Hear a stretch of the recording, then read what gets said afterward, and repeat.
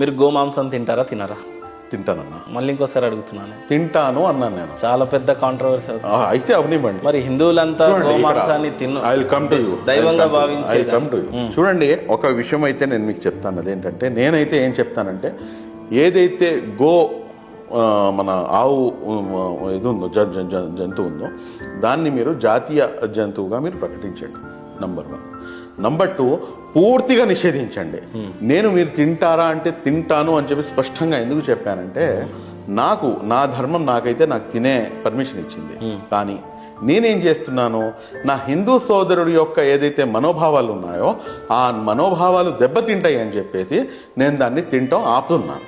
కానీ నేను ఎంతవరకు ఆపుతాను, ఇంకోళ్ళు ఎంతవరకు ఆపుతారు, అది అవైలబిలిటీ ఉన్నంత వరకు తింటూనే ఉంటారు. కానీ మీరు ఒక తెలిసిన నాగరికత అంటే నేను మానేశాను. కానీ నేను కావాలని చెప్పేసి మీకు ఆన్సర్ ఇచ్చాను. అలా ప్రతి చోట కూడా విచ్చలవిడిగా దొరుకుతుంది.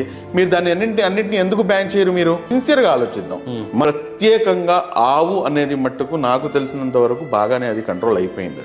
మేము 100% we're ready to be with them. ఎందుకంటే మీ సెంటిమెంట్స్ రెస్పెక్ట్ చేయాల్సినటువంటి బాధ్యత మాది.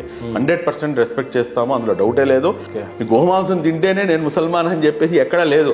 అసలు నాన్ వెజ్ తినకపోయినా పర్లేదు, నేను ముసల్మాన్నే. బట్ అంటే పూర్తిగా దాన్ని తీసివేయాలంటే కనుక ప్రభుత్వాలు దానిపై చట్టాలు తీసుకొని రావాలి.